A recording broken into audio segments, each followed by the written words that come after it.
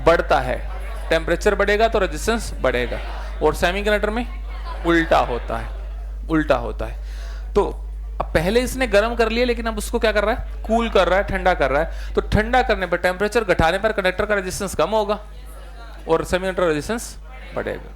बस वही चीज फॉलो कर रहा हूं मैं। Alpha is positive for conductor और सेमीकंडक्टर कंडक्टर्स। और हाँ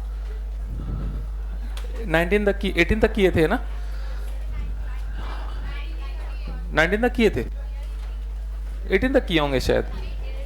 चलो 9 जो भी है, 19 to 38 दिए होंगे। तो 19 to 30 के बीच में जो भी डाउट्स है बताइए। 24, 25 और 26 और ओके 31, 33, 30, 23, 20, 28, 35 और 37। तो 23rd देखते हैं, चलिए फटाफट से देखिए, बहुत सारे क्वेश्चन है। 23rd में क्या है, एक्सट्रिंसिक सेमीकंडक्टर। इन एक्सट्रिंसिक सेमीकंडक्टर आपको 4 ऑप्शन दिए गए। The conduction band and valence band overlap. क्या ऐसा होता है क्या एक्सट्रिंसिक सेमीकंडक्टर में कभी भी VB और CB ओवरलैप करते हैं क्या? बिल्कुल गलत है। The gap between conduction band and valence band is more than 16 electron volt. ऐसा भी नहीं है। 16 इलेक्ट्रॉन वोल्ट से ज्यादा का बैंड गैप होता है क्या? कितना होता है सेमीकंडक्टर का बैंड गैप रेंज? लगभग हद से हद 3 इलेक्ट्रॉन वोल्ट तक रहता है या उससे कम। तीसरा ऑप्शन है the gap between conduction and valence band is near about 1 electron volt. 1 electron volt सही बात है, बस यही आंसर है, तीसरा ऑप्शन है ना। 24th अगला question, which of the following statement is true. पहला ऑप्शन है insulator in conduction band is completely empty.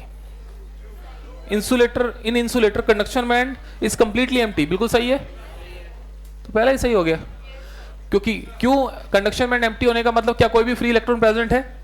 नहीं है। इसका मतलब तभी तो इंसुलेटर कहा जा रहा है उसको। कोई और ऑप्शन में डाउट है इसमें? थर्ड ऑप्शन में, in semiconductor the conduction band is partially empty at low temperature. In semiconductor the conduction band is partially empty. देखो इसकी फीलिंग को समझो ना आप, ये क्या कह रहे हैं? पार्शियली एम्प्टी का मतलब ज्यादातर भरा हुआ है। पार्शियली एम्प्टी मतलब थोड़ा सा खाली और ज्यादा भरा हुआ है। तो लो टेम्परेचर पर सेमीकंडक्टर में होता क्या? पार्शियली फिल्ड होता है, पार्शियली एम्प्टी नहीं होता है। अंतर समझ रहे हो दोनों बातों में? पार्शियली फिल्ड मतलब थोड़ा कोई एक आध इलेक्ट्रॉन वहां है, और ये बोल रहा है पार्शियली एम्प्टी मतलब ज्यादातर भरा हुआ है। अगर ज्यादातर भरा हुआ है तो फिर वो सेमीकंडक्टर नहीं, वो तो फिर लगभग कंडक्टर वाली रेंज हो जाएगी। समझे? थोड़ा फर्क है दोनों बातों में, ठीक है। 25 प्लेटिनम और सिलिकॉन दोनों में से एक मेटल है और एक सेमीकंडक्टर। प्लेटिनम कंडक्टर है और सिलिकॉन सेमीकंडक्टर। दोनों को गर्म किया, बताओ टेम्परेचर बढ़ाने पर कंडक्टर का रेजिस्टेंस बढ़ता है या घटता है? कंडक्टर का टेम्परेचर बढ़ाने पर रेजिस्टेंस बढ़ता है, टेम्परेचर बढ़ेगा तो रेजिस्टेंस बढ़ेगा, और सेमीकंडक्टर में उल्टा होता है, उल्टा होता है। तो अब पहले इसने गर्म कर लिया, लेकिन अब उसको क्या कर रहा है, कूल कर रहा है, ठंडा कर रहा है। तो ठंडा करने पर, टेम्परेचर घटाने पर कंडक्टर का रेजिस्टेंस कम होगा और सेमीकंडक्टर रेजिस्टेंस बढ़ेगा। बस वही चीज फॉलो कर रहा हूं मैं। Alpha is positive for conductor और सेमीकंडक्टर कंडक्टर्स, और एंड अल्फा इज नेगेटिव। क्या होता है alpha? Alpha temperature coefficient of resistance, जो ये बताता है कि किसी भी बॉडी, किसी भी मटेरियल का रेजिस्टेंस टेम्परेचर के साथ बढ़ेगा या घटेगा। करके बताया था ना फॉर्मूला। तो बस ये ऑप्शन ढूंढ लेना आप, है ना।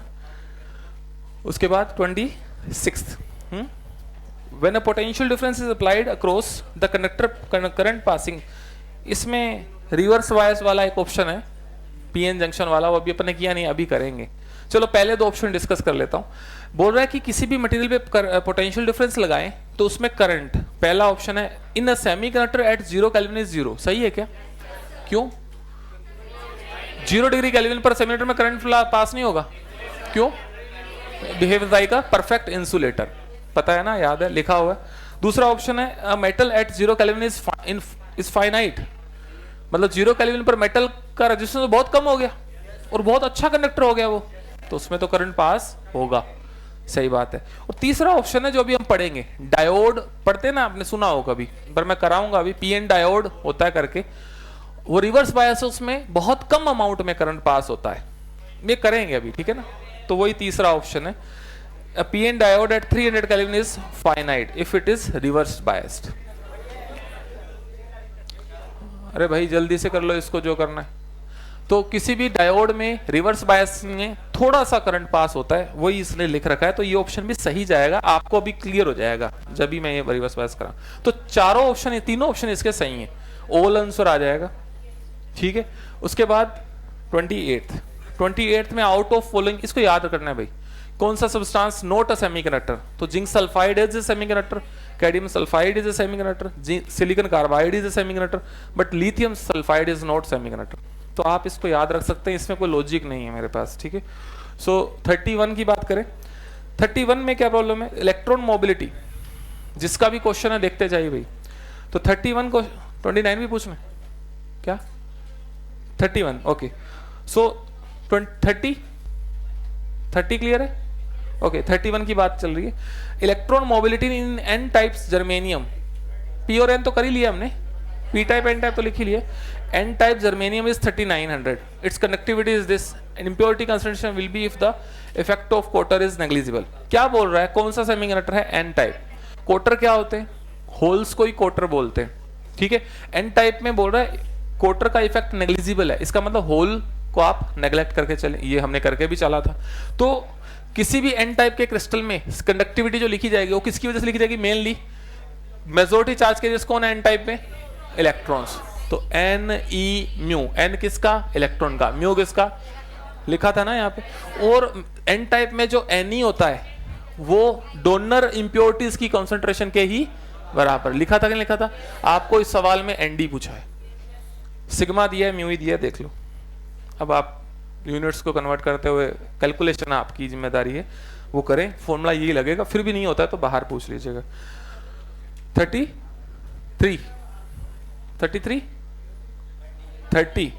30 क्वेश्चन भी देख लो। 30 नंबर क्वेश्चन में क्या है, सब लोग देखिए, सेमीकंडक्टर की बात हो रही है, एनई और वीडी इलेक्ट्रॉन की कंसंट्रेशन और वीडी ड्रिफ्ट वेलोसिटी है।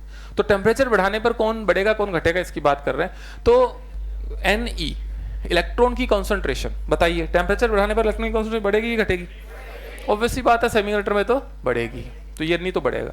बात हुई वीडी की, तो वीडी का फॉर्मूला मैंने एक बताया था, वीडी बराबर म्यू ई, ऐसा बताया था। एक म्यू का एक्सप्रेशन नहीं बताया था, लेकिन वो करंट में आता है। जो वीडी का कंप्लीट फॉर्मूला होता है ना, जब करंट में अपन ड्राइव करते हैं तो वो बोलता है ई टाउ बाय एम, और मैंने बोला वीडी बराबर म्यू ई। तो यहां पर अगर इन दोनों को कंपेयर करें तो म्यू कितना आता है, ई छोड़ दो, ई छोड़ दो, तो म्यू का एक्सप्रेशन क्या आया, ई टाउ बाय एम, ठीक है। तो इसमें म्यू जो है ये डिपेंडेंसी देखो, इसको म्यू की किधर है, म्यू की डिपेंडेंसी देखो क्या है, क्या म्यू की डिपेंडेंसी ई चार्ज और एम मास पर है, जो कि चेंज नहीं होता कभी। किसका ई चार्ज है, इलेक्ट्रॉन का, एम मास इलेक्ट्रॉन का। टो जो है वो, टो क्या चीज है, टो बताया था क्या कभी, टो होता है रिलैक्सेशन टाइम, ठीक है। रिलैक्सेशन टाइम क्या होता है, किसी भी सेमी में या कंडक्टर में एक इलेक्ट्रॉन जो चलता है ना, तो जाकर कोलाइड करता है डिफरेंट एटम से, बहुत सारे एटम प्रेजेंट है उसमें, तो इलेक्ट्रॉन चला जाकर टकरा गया, फिर उसने अपनी डायरेक्शन बदली, दूसरी जगह टकरा गया। तो इस तरह से वो क्या करता है, रैंडम मोशन करता रहता है। तो किन्हीं भी दो सक्सेसिव कोलिजन के बीच में जो लगा हुआ टाइम होता है, वो टाइम कहा जाता है रिलैक्सेशन टाइम, और उसके बीच की जो दूरी होती है उसको कहा जाता है मीन फ्री पाथ, जिसमें वो फ्री है, कोलाइड नहीं कर रहा है। तो ये जो टाइम है, इसके बीच में कितना टाइम लग रहा है, रिलैक्सेशन टाइम। मैं आपसे अब एक सवाल पूछता हूं, टेम्परेचर बढ़ाने पर क्या इलेक्ट्रॉन की काइनेटिक एनर्जी बढ़ेगी, बढ़ेगी। टेम्परेचर बढ़ाने पर उसको थर्मल एनर्जी की फॉर्म में काइनेटिक एनर्जी मिलेगी, यानी उसकी स्पीड बढ़ेगी, और स्पीड बढ़ेगी तो क्या उसका रिलैक्सेशन टाइम अफेक्ट होगा, कैसे, कम होगा कि ज्यादा होगा। भाई ज्यादा तेजी से दौड़ने लगेगा तो जल्दी जल्दी कोलाइड करेगा, रिलैक्सेशन टाइम घटता है। तो ये बड़ा इंपॉर्टेंट अच्छा सवाल बनता है वहां पर भी। टेम्परेचर बढ़ाने पर टो घटता है, तो म्यू भी, और म्यू कम होता है तो वीडी भी कम होगा अगर इलेक्ट्रिक फील्ड क्या है, कांस्टेंट। तो हमें यही आंसर चाहिए था कि टेम्परेचर बढ़ाने का असर वीडी पर क्या होगा, थोड़ा सा घूम के है, ठीक है। हाँ, जल्दी जल्दी कोलाइड कर रहा है इसका मतलब मोबिलिटी बढ़ नहीं रही है, जल्दी जल्दी कोलाइड कर रहा है तो अननेसेसरी कोलिजन्स बढ़ रहे हैं। मोबिलिटी होता है उसके इफेक्टिवली वो उसका मूवमेंट कितना आसानी से हो करवाया जा सकता है। एक जैसे बॉन्डेड इलेक्ट्रॉन, हाँ, ये रिजल्टेंट उसका मूवमेंट जो है वो जिससे कुछ कंक्लूजन कुछ रिजल्ट निकले, ऐसे सिर्फ इधर उधर दौड़ते रहना मोबिलिटी नहीं है। और मोबिलिटी एक फ्री इलेक्ट्रॉन और एक बॉन्डेड इलेक्ट्रॉन में जैसे कंपेयर करते हैं तो मूवमेंट फ्री इलेक्ट्रॉन का आसानी से हो सकता है और बॉन्डेड इलेक्ट्रॉन का कम होता है ना। तो उस हिसाब से मोबिलिटी जो है यहाँ पर डिक्रीज होगी। मोबिलिटी यहाँ पर इफेक्टिव जो है उसके करंट बनने को बोलते हैं, करंट बने जिससे किसी से कुछ रिजल्ट निकले, उससे मोबिलिटी यहाँ डिफाइन होगी। या सीधा सीधा फॉर्मूला से अपन चल रहे हैं ना। अब क्या ये सेटिस्फाइंग नहीं है? ये बात तो बिल्कुल क्लियर है, ये बात वहां पर भी यही बोलते हैं हम कि टेम्परेचर बढ़ाने पर रिलैक्सेशन टाइम कम होगा, रिलैक्सेशन टाइम घटा तो मोबिलिटी घटी, ठीक है। तो लेकिन यहाँ पर मास के साथ भी एक रिलेशन है, बट क्योंकि उस चीज का मास तो फिक्स ही है, मास इलेक्ट्रॉन का या होल का फिक्स ही है, तो ई और एम तो बदल नहीं रहा है, लेकिन टो चेंज हो सकता है वाया इंक्रीजिंग टेम्परेचर। टो घटेगा, म्यू घटेगा तो वीडी भी घटेगा। तो इस तरह से इसको थोड़ा देखना पड़ेगा। हाँ, किसने कहा कोलाइड? बिना कोलाइड के कैसे जाएंगे? कोलिजन तो होगा ही ना, पूरे क्रिस्टल में बहुत सारे न्यूक्लियस है, कोलिजन तो होगा ही है? हाँ, ज्यादा कोलिजन होने लगेगा, ये इस वजह से मोबिलिटी घट गई। एक बात समझो, एक तो है एक इलेक्ट्रॉन जो है इसको जाना इस तरफ है। अच्छा चलो एक एग्जांपल लेते हैं, इलेक्ट्रिक फील्ड इधर है, ठीक है, मैं इलेक्ट्रॉन हूं तो फोर्स किधर लगेगा? अपोजिट, तो इधर जाना है मुझे। लेकिन एक तो मैं जा रहा हूं ऐसे सीधा या फिर थोड़े बहुत डेविएशन के साथ, और एक जा रहा हूं यूं घूम फिर के अननेसेसरी कोलाइजन करते हुए। तो किस केस में करंट ज्यादा बनेगा? फर्स्ट केस में। और किस केस में मोबिलिटी ज्यादा कही जाएगी? फर्स्ट केस में ही कही जाएगी, ठीक है। फर्स्ट केस में ड्रिफ्ट वेलोसिटी ज्यादा है, मोबिलिटी भी कोरस्पॉन्डिंगली जो है ज्यादा होगी, ठीक है। लेकिन सेकंड केस में आपका भाग तो तेज दौड़ रहा है, वो तेजी से भाग दौड़ रहा है, लेकिन उस केस में इफेक्टिव करंट जो है वो घट गया, इफेक्टिव मूवमेंट जो है उसका, इफेक्टिव ड्रिफ्टिंग घट गई। जिस डायरेक्शन में ड्रिफ्टिंग होनी चाहिए उस डायरेक्शन में हो नहीं रही है, अननेसेसरी कोलिजन बढ़ जाने की वजह से। ये चीज थ्योरेटिकली और बेसिकली तो यूं समझ आ रही है, और फॉर्मूला से अगर आप समझना चाहते हो, देखो ये खुद बता रहा है ना कि टेम्परेचर बढ़ाने पर टो घटा तो म्यू घटा तो वीडी घटा, ठीक है। फॉर्मूला से भी समझ आ रहा है, पर थ्योरेटिकली तो अपन ऐसी बात कर सकते हैं, बिकॉज अननेसेसरी कोलिजन्स बढ़ जाते हैं और इफेक्टिव ड्रिफ्टिंग जिस तरफ होनी चाहिए वो नहीं होगी, जिससे करंट फॉर्म होता है, जिससे उसकी कंडक्टिविटी अफेक्ट होगी, वो नहीं होगा, ठीक है। तो थ्योरेटिकली मैं ऐसे इसको एक्सप्लेन कर सकता हूँ, और फॉर्मूला से ये देखो साफ साफ आ ही रहा है, फॉर्मूला में से तो आ ही रहा है ना। टेम्परेचर बढ़ाया, सबको क्लियर है, एनर्जी बढ़ेगी, स्पीड बढ़ेगी, स्पीड बढ़ने से उसका रिलैक्सेशन टाइम क्या होगा? कम होगा, रिलैक्सेशन टाइम कम होगा तो म्यू भी कम हो रहा है ना, बस। तो फॉर्मूला से तो आ ही रहा है ना क्लियरली। इफेक्टिव कोलिजन नहीं बोल रहा मैं, अननेसेसरी कोलिजन बोल रहा हूँ। इफेक्टिव डिस्प्लेसमेंट, इफेक्टिव ड्रिफ्टिंग बोल रहा हूँ। इफेक्टिव कोलिजन मैंने बोला ही नहीं, मैंने बोला इफेक्टिव ड्रिफ्टिंग घटेगी और अननेसेसरी कोलिजन बढ़ेंगे जब टेम्परेचर ज्यादा हो जाता है। इसी वजह से कंडक्टर की रेजिस्टिविटी बढ़ती है। कंडक्टर में टेम्परेचर बढ़ाने से number of free charge carriers तो बढ़ते नहीं है, क्योंकि वो ऑलरेडी बहुत सारे हैं, लेकिन वो जो है प्रेजेंट है ऑलरेडी, टेम्परेचर बढ़ाने से उनका अननेसेसरी कोलिजन बढ़ता है, जिससे उनका इफेक्टिव ड्रिफ्टिंग जो होना चाहिए वो कम होगा, इफेक्टिव चार्ज का मूवमेंट जहां होना चाहिए वो कम होगा, इसलिए बोलेंगे कि करंट कम फ्लो हो रहा है। ये है, यही उसमें भी यही चीज है और इसमें भी ये चीज है। कंडक्टर और सेमीकंडक्टर में डिफरेंस किस चीज का है? इसका, वीडी का, दोनों के लिए सेम रिलेशन आएगा। कंडक्टर में कोई पूछे कि टेम्परेचर बढ़ाने पर ड्रिफ्ट वेलोसिटी क्या होगी? कम होगी। मोबिलिटी क्या होगी? कम होगी, जैसा सेमीकंडक्टर में हो रहा है। फर्क दोनों में किस चीज का? केवल और केवल एन का, number of free charge carriers का। कंडक्टर में टेम्परेचर बढ़ाने पर number of free charge carrier पर कोई असर नहीं पड़ेगा, लेकिन सेमीकंडक्टर में बढ़ेंगे। इस चीज का फर्क है। वीडी म्यू ये सेमी में और कंडक्टर में दोनों में एक ही तरह से इफेक्ट होंगे। ठीक हो गया? ठीक है, तो सारी बातें हो गई, बाकी डिस्कस कर लेंगे। अगर आपको फिर भी कोई बात है पर्सनली पूछ सकते हैं। इसके बाद 35 क्वेश्चन में, हाँ अभी इन्हें एक बात बताई थी, दो कोलिजन के बीच में लगा हुआ टाइम क्या होता है? रिलैक्सेशन टाइम, और उनके बीच में travel distance mean free path. यहाँ पर मीन फ्री पाथ करके दिया एक 35 में 5 × 10⁻⁸ मीटर, और electric field required to applied across the conductor. तो हमने एक वो यूनिट की बात करी थी क्या, इलेक्ट्रॉन वोल्ट यूनिट?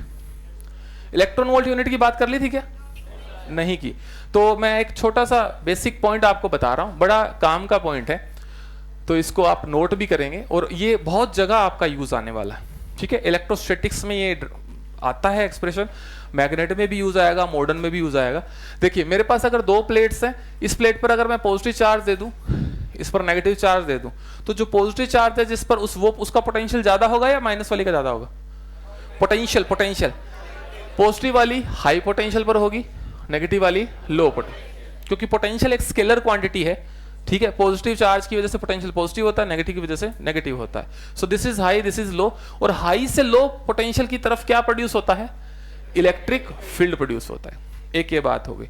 अब जरा सुनिए, यहां पर अगर मैं एक चार्ज को Q को रिलीज कर दूं, इन दोनों के बीच में पोटेंशियल डिफरेंस मान लेते हैं कितना है? V है।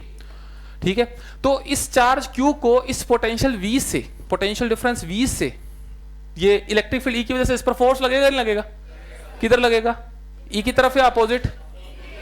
E की तरफ लगेगा। अगर माइनस होता तो किधर लगेगा? अपोजिट। अच्छा, E की तरफ फोर्स लगेगा, फोर्स लगने से क्या आता है? एक्सेलरेशन, एक्सेलरेशन से क्या बढ़ती है? स्पीड या काइनेटिक एनर्जी। तो कुल मिला के इस इलेक्ट्रिक फील्ड या इस वोल्टेज V से इसकी काइनेटिक एनर्जी बढ़ती है, और काइनेटिक एनर्जी बढ़ करके कितनी हो जाती है उसका एक्सप्रेशन मैं लिख रहा हूं सीधा, K equals to QV, Q into voltage. ऐसा सुना है कभी? सुना होगा। थोड़ा मैं बता दूं कैसे बनता है। एक बात तो वो ये फॉर्मूला भी सीधा बताया, एक फॉर्मूला और बताता हूं। Work done on charge Q by the voltage V, work done by the voltage V on charge Q जो होता है W बराबर QV होता है। ठीक है, work done is equals to QV, V is the potential difference and Q is the charge. अब work done अगर इतना हुआ है अगर उस चार्ज पर, तो वर्क एनर्जी थ्योरम से वर्क डन बराबर क्या होगा? Change in kinetic energy. तो K final minus K initial. ठीक है, ये K इनिशियल है, K final minus K initial, और इनिशियली मैंने अगर इसको रिलीज किया तो इनिशियल काइनेटिक एनर्जी क्या हो जाएगी? तो यहां पर बताओ क्या आया? फाइनल काइनेटिक एनर्जी कितनी आई? Q इंटू V तो आई, ये मैंने बस डायरेक्ट लिख दिया था। सो ये याद रखें आप सीधा, अगर कहीं पर V वोल्टेज लगाया गया है ना, तो Q चार्ज को V वोल्टेज से कितनी एनर्जी मिलेगी? QV, याद रखें। अब इसको देखो कितना बेहतरीन तरीके से यूज करें एक यूनिट में। अगर ये चार्ज, मैं एक एग्जांपल ले रहा हूं, अगर ये चार्ज कितना है? Q इक्वल्स टू 1 इलेक्ट्रॉन या प्रोटॉन ले लेते हैं, चार्ज तो बराबर ही होता है। तो उस प्रोटॉन और एंड V का वैल्यू ले लेता है 1 वोल्ट। 1 वोल्ट लगाकर 1 इलेक्ट्रॉन को भगाना है, काइनेटिक एनर्जी देनी है। तो बताए कितनी काइनेटिक एनर्जी उसको मिलेगी इस फॉर्मूला से? Q कितना है? 1E, वोल्टेज कितना लगाया? 1 वोल्ट। तो ये क्या बन रहा है? कुछ ये E की वैल्यू थोड़ा ना रखूंगा मैं, इसका सीधा बोलूंगा 1 इलेक्ट्रॉन वोल्ट। तो आपको ये बात पता चलती है कि इलेक्ट्रॉन वोल्ट यूनिट वास्तव में कहां से आई थी, कैसे आई थी? इस फॉर्मूला से आई थी। Electron volt is the unit of, किसकी यूनिट है? एनर्जी की यूनिट है या नहीं है? सो 1 इलेक्ट्रॉन वोल्ट एनर्जी वो एनर्जी है जो 1 इलेक्ट्रॉन को 1 वोल्ट लगाने पर मिला करती है। तो अगर कोई इलेक्ट्रॉन दौड़ रहा है, उसकी काइनेटिक एनर्जी बोलता है 10 इलेक्ट्रॉन वोल्ट है, तो बताओ कितना वोल्टेज लगाया गया होगा उस पर? 10 वोल्ट लगाया गया होगा, तभी तो उसकी काइनेटिक एनर्जी कितनी हुई है या नहीं? तो उसी तरह से तो यहां पर अगर V कितना हो जाए, 10 वोल्ट या जितना भी हो जाए, 1 मेगा इलेक्ट्रॉन वोल्ट है, चलो 1 मेगा इलेक्ट्रॉन वोल्ट, इसका मतलब 1 इलेक्ट्रॉन वोल्ट कितना वोल्टेज लगाया? 1 मेगा वोल्ट इतना लगाया है। या उल्टा भी बोल सकते हैं, 1 मेगा इलेक्ट्रॉन्स पर 1 वोल्ट लगाया गया हो। जैसे इसको मैं बोल रहा हूं 10 वोल्ट लगाने पर कितनी एनर्जी मिली? 10 इलेक्ट्रॉन वोल्ट मिली। इसको दो तरीके से बोल सकते हैं, या तो 1 इलेक्ट्रॉन पर कितना वोल्टेज लगाया, या 10 इलेक्ट्रॉन पर कितना 1 वोल्ट लगाया। ऐसा पर दूसरा वाला नहीं, पहला वाला तरीका ध्यान रखो। 10 इलेक्ट्रॉन वोल्ट होने का मतलब क्या हुआ? 1 इलेक्ट्रॉन पर 10 वोल्ट लगाने पर उसको 10 इलेक्ट्रॉन वोल्ट एनर्जी मिलेगी। सही बात है या नहीं? कुछ क्लियर हुआ? तो ये जो फॉर्मूला है ना, ये वाला फॉर्मूला काइनेटिक एनर्जी का आपको याद रखना चाहिए, कई जगह यूज आएगा। ठीक है, बेसिक चीजें। इलेक्ट्रिक फील्ड की डायरेक्शन हाई पोटेंशियल से लो पोटेंशियल होती है, ये बेसिक चीज है। इलेक्ट्रिक फील्ड पॉजिटिव चार्ज पर E की डायरेक्शन में और माइनस पर अपोजिट फोर्स लगाता है, ये बेसिक। ठीक है, अब इस सवाल में देखो, इस सवाल में आपको बोला है कि टू इम्पार्ट 1, उस इलेक्ट्रॉन को, देखो मैं लाइन पढ़ रहा हूं, the conductor so as to impart 1 electron volt energy to the conduction electron. Electron को कितनी एनर्जी देनी है? 1 इलेक्ट्रॉन वोल्ट देनी है। इसका मतलब कितना वोल्टेज लगाना है, कितना वोल्टेज अप्लाई करना है? 1 इलेक्ट्रॉन वोल्ट एनर्जी देनी मतलब 1 वोल्ट अप्लाई करना है। यानी हमें इंफॉर्मेशन किसकी मिल गई? वोल्टेज की। वोल्टेज कितना है? 1। और कितनी डिस्टेंस, डिस्टेंस दी हुई है कुछ अपने को, डी डिस्टेंस आपको गिवन है। तो किसी डी डिस्टेंस में अगर वी वोल्टेज लगा दिया जाए, डी डिस्टेंस में 1 वोल्ट लगाने पर अगर उसको 1 इलेक्ट्रॉन वोल्ट एनर्जी मिल रही है, तो ये यहां पर अपने को पूछा क्या? ई इलेक्ट्रिक फील्ड पूछा है ना। हाँ, कितना इलेक्ट्रिक फील्ड वहां पर प्रेजेंट होगा। तो इलेक्ट्रिक फील्ड वोल्टेज और डी, ईवीडी के बीच रिलेशन होता है, पता है क्या? पिछली क्लास में बताया था क्या रिलेशन होता है, बताओ। यहीं लिख देता हूं, यहीं लिख देते हैं। यहां पर ये जो इलेक्ट्रिक फील्ड ई है, और ये मान लेते हैं एक चीज और, यहां के बीच की डिस्टेंस कितनी है? डी। तो V potential difference d distance में अगर है, तो ई वी और डी के बीच में क्या रिलेशन होगा? V is equals to E d. ठीक है, ये एक बेसिक फॉर्मूला है। ठीक है, ये फॉर्मूलाज भी मैं डायरेक्ट बता ही सकता हूं आपको, बिकॉज ये पढ़ेंगे तो आप इलेक्ट्रोस्टैटिक्स में। ठीक है, तो ये बड़ा पॉपुलर फॉर्मूला है, कैपेसिटर में भी यूज आता है। ठीक है, V बराबर ईडी। ठीक है, तो मैंने यहां 2 फॉर्मूला लिखे, आप इसको जरूर नोट करेंगे। V बराबर ईडी, K बराबर QV। घुमा फिरा के बातें बहुत सारी की हैं, लेकिन अल्टीमेटली ये 2 फॉर्मूलाज ही हैं। क्या इस फॉर्मूला की हेल्प से हमारा E आ जाएगा? क्या इस सवाल का E आ जाएगा? क्या हमें V पता था? हमें V पता था, लेकिन डायरेक्ट नहीं पता था। हमें सवाल में बोला था कि कितनी एनर्जी देनी है उसको? 1 इलेक्ट्रॉन वोल्ट। 1 इलेक्ट्रॉन वोल्ट मतलब वोल्टेज कितनी लगानी है? 1। तो V का वैल्यू हमको 1 वोल्ट दिया था, E हमको निकालना है, और D हमको गिवन है। D भी गिवन है ना, देखो सवाल में गिवन है, तो E आ जाएगा। तो V बराबर ईडी फॉर्मूला से हो जाएगा। ये आपका 35 था। 37 क्वेश्चन, ये 37 अभी पीएन जंक्शन पढ़ेंगे, उसमें हो जाएगा। उसमें पीएन जंक्शन पर है, वो भी है ना। ठीक है, यहां तो कुछ इंफॉर्मेशन नहीं है, इसको रब कर सकता हूं मैं ना, आप उसको फटाफट नोट करिए। ठीक है, अब बाकी थोड़ा एक आध कोई रह गया तो थोड़ा एडजस्ट कर लो। ठीक है, समय मेरे पास बहुत लिमिटेड सा है। ठीक है, तो इसलिए अपन एक आध सवाल बाहर पूछ रहे हैं। ठीक है, वैसे भी ऑलरेडी तुमने आधे से ज्यादा पूछ लिया लगता है। ठीक है, तो आगे पढ़ लेते हैं। ओके, हमने पी टाइप और एन टाइप पढ़ा था। ठीक है, इसको नोट कर सकते हो। इसमें अगर कुछ नोट करना है तो वो 2 बॉक्स्ड फॉर्मूलाज और ये वाली इंफॉर्मेशन। ठीक है, इसका कलर चेंज कर रहा हूं मैं अभी, है ना। हाँ, तो अपने पी टाइप और एन टाइप पढ़ लिया था ना।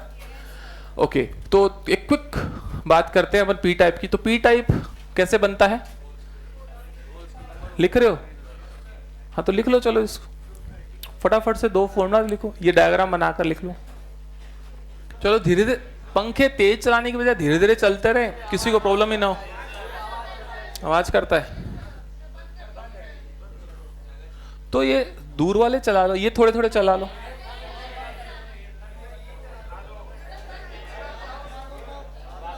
चलो कोई बात नहीं, ज्यादा क्या तकलीफ है, गर्मी तो लग रही है ना, मुझसे ज्यादा नहीं लग रही होगी। ठीक है, तो बैठे रहो शांति से। ओके, लिख लिया ये?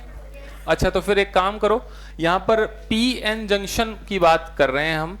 पी सिर्फ पी टाइप और एन टाइप का क्रिस्टल बनाकर, एक्सट्रिंसिक सेमीकंडक्टर बनाकर कोई फायदा नहीं होता। पी टाइप बनने का मतलब उसकी कंडक्टिविटी इंप्रूव हो गई है, एन टाइप बनने का मतलब उसकी कंडक्टिविटी इंप्रूव हो गई है, लेकिन उससे कोई एक अपन एक एलिमेंट बना रहे हैं, या आपकी भाषा में अपन बोले कि डिवाइस बना रहे हैं। तो डिवाइस जिसको हम पी एन डायोड बोलेंगे, उस डिवाइस की फॉर्मेशन हम यहाँ कर रहे हैं। और उस जब फॉर्मेशन होती है उस वक्त उसमें क्या अंदर करंट्स चलते हैं, क्या उसमें कुछ होता है, वो सब हम यहाँ इंटरनल जो है देख रहे हैं। तो हमने क्या करना है, यहाँ पर एक पी टाइप क्रिस्टल लेकर एक एन टाइप क्रिस्टल लेकर दोनों को ज्वाइंट कर देना। थ्योरेटिकली ऐसे ही बोलेंगे ज्वाइंट कर दिया, पर असल में ऐसा तरीका नहीं होता। एक पी लेकर उसमें एन को डिफ्यूज किया जाता है प्रैक्टिकली, लेकिन हम थ्योरेटिकली यूं कह सकते हैं पी और एन लेकर दोनों को ज्वाइंट कर दिया। अब आगे क्या होगा वो मैं बताऊंगा, लेकिन आप 2 मिनट लिखिए साथ साथ, तो मैं बेटर एक्सप्लेन कर पाऊंगा। ठीक है, क्योंकि डायग्राम जब सामने होंगे तभी बात करोगी। पी टाइप एन टाइप लिखिए इसको। पी टाइप में इमोबाइल इंप्योरिटी, नेगेटिव आयन और majority carriers hole. N type में इमोबाइल इम्प्योरिटी, साथ साथ लिखिए, बात नहीं। Immobile impurity positive ions, donor impurity, और free charge carriers hole electrons. ठीक है क्या? हाँ, अरे मैंने कब बोला लिखना है, कब बोला लिखना है? मैं सिर्फ बोल रहा हूं थोड़ा कि भी मैं क्या क्या बना रहा हूं।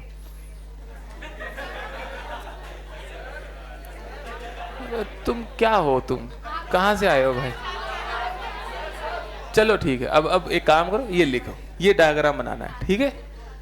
मैं तो बोल रहा हूँ कि मैं जो चीज बना रहा हूँ थोड़ा रिपीट कर रहा हूँ चीजों को, कि पी टाइप क्या बोल रहा हूँ, पी टाइप में immobile ions negative, majority carrier hole, ये तो पुरानी बात है, पी टाइप में जो होती थी, नहीं क्या है इसमें? चलिए कोई बात नहीं, कंफ्यूजन हो गया था, अब आगे बढ़े, आगे बढ़े, आगे बढ़े, चलिए जल्दी से।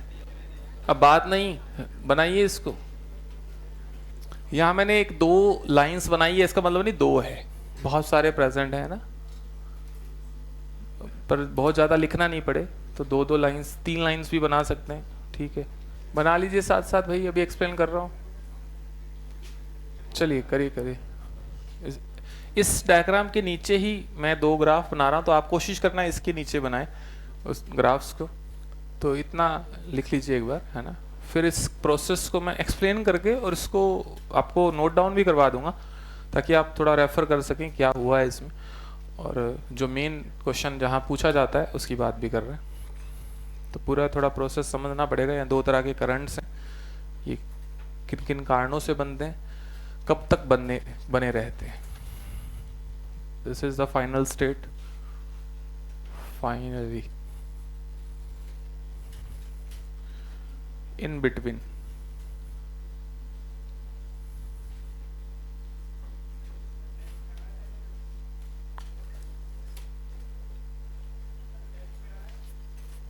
कब है टेस्ट? इस संडे को, अगला जो संडे अब आ रहा है वो,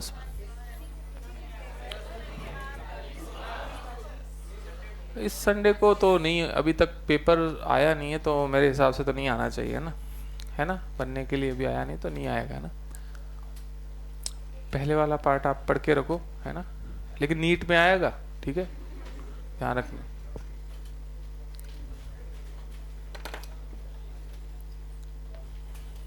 चलिए फटाफट से इसको कर लीजिए। And d, V note and d पूरा लिख देता हूं, वी नोट एंड width of depletion layer, जिसको D से लिख रहे हैं, width of depletion layer D। तो ये अभी लिखेंगे, और इम्पोर्टेंट पॉइंट यही है सबसे ज्यादा, अगर जिस पे क्वेश्चन आ सकता है इन बातों पे। हाँ भाई चलिए देखते हैं, ठीक है? तो कोई बात नहीं, मैं रब नहीं कर रहा हूँ इसमें, आप लिखते रहना, है ना? बाद में कोई दिक्कत नहीं। अच्छा, स्टार्टिंग हमने करी ये बोल करके कि एक पी टाइप और एन टाइप क्रिस्टल लेकर हमने उनको ज्वाइंट किया। अब जैसे पी और एन को ज्वाइंट करेंगे तो देखिए, एक बात पहले क्लियर कर दूं, ज्वाइंट करते ही आपको ये फाइनल स्टेट मिल जाएगी, with in fraction, with in micro second आपको ये स्टेट मिल जाएगी। लेकिन इस स्टेट के मिलने से पहले अपन अगर टाइम स्केल को बहुत स्ट्रेच कर देना, माने बहुत स्लो मोशन में अगर अपन इसको देखें, तो क्या क्या हुआ होगा, एक इंस्टेंट के लिए क्या हुआ होगा, कौन से इसके अंदर चार्जेस का मोशन हुआ होगा जिससे वो फाइनल स्टेट आपको मिली। क्योंकि फाइनल ये जो स्टेट है इसमें और ये इनिशियल जब आपने इसको ज्वाइंट किया था, इसमें कुछ फर्क है। फर्क आपको अभी बता भी दूंगा क्या फर्क है। देखिए, जैसे ही आपने इन दोनों को ज्वाइंट किया, शुरू से देखना शुरू करते हैं। यहां पर पी टाइप में आपके पास मेजॉरिटी चार्ज कैरियर्स कौन से हैं? होल, ठीक है। और एन टाइप में वो माइनॉरिटी है, मतलब एक तरह से नेग्लिजिबल है ही नहीं। तो यहां पर कॉन्सेंट्रेशन ऑफ होल्स जो है वो बहुत ज्यादा है, जबकि एन में बिल्कुल नहीं है ना? तो due to the concentration difference होने की वजह से आपको पता है जो होल्स का मूवमेंट है, होल का डिफ्यूजन जो है वो पी टाइप से एन टाइप की तरफ होना शुरू हो जाएगा। तो यहां पर मेजॉरिटी चार्ज कैरियर्स जो कि होल है वो पी से एन की तरफ मूव करना शुरू करेंगे। देखो ये इधर भगाया है, ये इधर जा रहा है। और सेम स्टेट यहां पर इलेक्ट्रॉन की, इलेक्ट्रॉन यहां पर मेजॉरिटी चार्ज कैरियर है, यहां पर वो बिल्कुल नहीं है। तो होगा क्या, इलेक्ट्रॉन्स का मूवमेंट, इलेक्ट्रॉन का मूवमेंट या इसको बोलते हैं डिफ्यूजन, इलेक्ट्रॉन जो है वो एन टाइप से पी टाइप में डिफ्यूज होना शुरू हो जाएंगे। अब उससे क्या होगा जरा ध्यान से देखो, जब होल पी से एन की तरफ जा रहा है तो उस केस में क्या उस मूवमेंट से कुछ करंट का फॉर्मेशन होना चाहिए, होगा। और उस बनने वाले करंट की डायरेक्शन क्या होगी, होल पर चार्ज कैसा होता है, पॉजिटिव, तो जो पॉजिटिव चार्ज का मूवमेंट होता है वही करंट का डायरेक्शन होता है। तो इस होल के डिफ्यूजन से जो करंट का डायरेक्शन बनेगा वो राइट साइड बनेगा, P2N बनेगा, ये P2N। और इलेक्ट्रॉन N से P आ रहा है तो उसकी वजह से करंट किधर बनेगा, N से P आ रहा है लेकिन उसका करंट किधर बनेगा, उसका करंट भी P2N ही बनेगा। अल्टीमेटली दोनों मेजॉरिटी चार्ज कैरियर्स का करंट सेम ही डायरेक्शन में बन रहा है। तो मैं बार बार ये नहीं बोलूंगा होल इलेक्ट्रॉन, मैं अब से ये बोलूंगा मेजॉरिटी चार्ज कैरियर्स। यहां पर जो मेजॉरिटी चार्ज कैरियर है उनकी वजह से करंट का फॉर्मेशन किधर हुआ, P2N। और इस करंट का नाम हमने क्या रखा, आई डिफ्यूजर। अब यहां पर लिखा है ड्यू टू द मेजॉरिटी, है ना, and it is high initially, starting में ये ज्यादा होगा, ठीक है। अब क्या होगा, ड्यूरिंग द डिफ्यूजन क्या होगा, कुछ होल और कुछ इलेक्ट्रॉन आपस में क्या हो जाएंगे, रिकंबाइन। बात करी थी रिकंबाइनेशन की, रिकंबाइन। तो इलेक्ट्रॉन जब होल के अंदर चला जाता है तो बेसिकली इलेक्ट्रॉन और होल कब बने थे, एक बॉन्ड टूटा था, उससे एक इलेक्ट्रॉन फ्री हुआ था और होल प्रोड्यूस हुआ था। अगर वो इलेक्ट्रॉन वापस से उस होल में चला गया मतलब बॉन्ड बन गया वापस से, इलेक्ट्रॉन भी गायब होल भी गायब, मतलब दोनों ने एक दूसरे को क्या कर दिया, न्यूट्रलाइज, वो उसी को बोलते हैं रिकॉम्बिनेशन होना। तो ड्यूरिंग द डिफ्यूजन कुछ होल और कुछ इलेक्ट्रॉन क्या हो जाएंगे, आपस में टकराकर रिकंबाइन हो जाएंगे। और उससे क्या, और वो कौन से वाले रिकंबाइन होंगे, इस जंक्शन के आसपास वाले, ये जो लाइन है this is PN junction, junction जहां पर दोनों लोग आकर मिल रहे हैं। तो इस जंक्शन के आसपास के इलेक्ट्रॉन और होल आपस में क्या करेंगे, ज्यादातर रिकंबाइन होंगे। क्या सही बात है? तो होगा क्या, जरा देखो, एक फर्स्ट लेयर मैंने यहां से देखो, इस फर्स्ट लेयर के इलेक्ट्रॉन्स और होल देखो क्या गायब हो गए क्या, यहां पर जो इलेक्ट्रॉन थे गायब हो गया, यहां पर जो होल था वो गायब हो गया, क्या हो गया, कहां गए, रिकंबाइन हो गए। तो होगा क्या, अब देखो ओवरऑल अगर मैं पहले बात करूं, ये इलेक्ट्रॉन और ये पॉजिटिव आयन दोनों का टोटल चार्ज अगर देखे तो कितना होता था, न्यूट्रल होता था ना, कोई भी क्रिस्टल न्यूट्रल होता था। लेकिन जब इस रीजन का इलेक्ट्रॉन गायब हो चुका है, इस रीजन का होल गायब हो चुका है, केवल कौन बचा यहां पर, इमोबाइल आयन बचा, क्या नेट चार्ज बचा, क्या बचा। तो इस वजह से यहां पर प्लस से माइनस की तरफ क्या प्रोड्यूस होगा, अभी भी बताया था, इलेक्ट्रिक फील्ड। तो जैसे जैसे डिफ्यूजन होगा वैसे वैसे यहां पर अपोजिट डायरेक्शन में, अपोजिट बोल रहा हूं इसको, आई डिफ्यूजन के अपोजिट, एक इलेक्ट्रिक फील्ड प्रोड्यूस होना शुरू हो जाएगा। तो मैंने थोड़े से हेल्पिंग टर्म्स लिखे हैं इसमें, आई डिफ्यूजन, ठीक है, ये घटेगा क्यों अभी बात करते हैं, आई ड्रिफ्ट अभी चलो, यहां पर ये इलेक्ट्रिक फील्ड बनना शुरू हो गया। अब ये बात लिखिए यहां पर स्टार्ट डिक्रीजिंग, क्यों, इसकी बात, इसको समझें। इस अपोजिट डायरेक्शन में जो इलेक्ट्रिक फील्ड प्रोड्यूस हुआ है वो इलेक्ट्रॉन होल के रिकॉम्बिनेशन के कारण से प्लस और माइनस बचे, उनकी वजह से हुआ है। और इस इलेक्ट्रिक फील्ड की बात करें तो ये इलेक्ट्रिक फील्ड बताओ इस होल के फर्दर मूवमेंट को, वापस आगे वाले बचे हुए होल्स के मूवमेंट को सपोर्ट कर रहा है, मेजॉरिटी को सपोर्ट कर रहा है या अपोज कर रहा है, कैसे पता चला, होल किधर जा रहा है, राइट जाना चाहता है, इलेक्ट्रिक फील्ड उस पर फोर्स किधर लगाएगा, अपनी डायरेक्शन में लगाएगा ना, क्लियर है। इलेक्ट्रॉन की टर्म्स में बात करें, इलेक्ट्रॉन किधर जाना चाहता है, N से P, लेफ्ट जाना चाहता है, लेकिन इलेक्ट्रिक फील्ड उस पर फोर्स किधर लगाएगा, राइट।